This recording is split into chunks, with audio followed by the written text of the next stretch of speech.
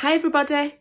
I thought it was time I told you another story, but all my children's books are at nursery, so this morning I've had to have a go at drawing a story map to help retell one of my favourite stories. Let's see if you can guess what it is.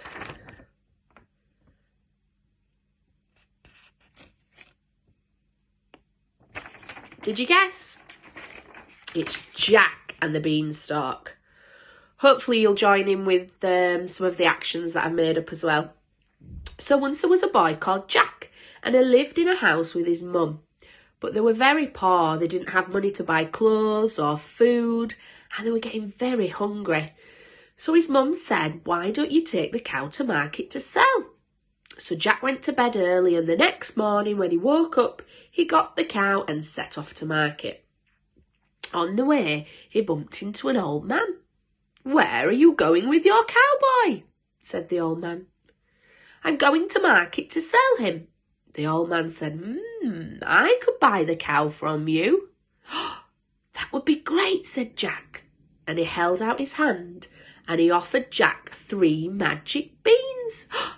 "Magic beans," said Jack. "Great, I'll swap right away." So he took the beans and he gave the man a cow and he ran back home as fast as he could. When he got home, Jack showed his mum the beans. She was furious. Jack's mum wanted money to buy food and clothes, not magic beans. She threw them out of the window and she sent Jack to bed without any supper. Jack got in bed very sad that night, but he managed to fall asleep. When he woke up, he looked out of the window and a huge beanstalk was going right up into the clouds. Jack was very shocked. He got dressed as quickly as he could and he ran downstairs. He looked up at the beanstalk and he decided he was going to climb it. So off he went. Are you ready? Up he went. See if you can help him climb. Oh, it's getting a little bit high up here, thought Jack. He climbed a little bit faster and a bit faster.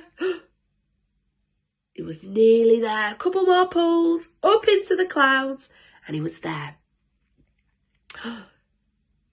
Jack could see a magnificent castle and he wanted to go explore. So over he went to the castle and he knocked on the door.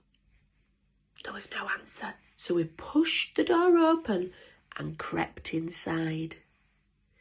Everything in the castle was huge, much too big for Jack. But then he heard a sound.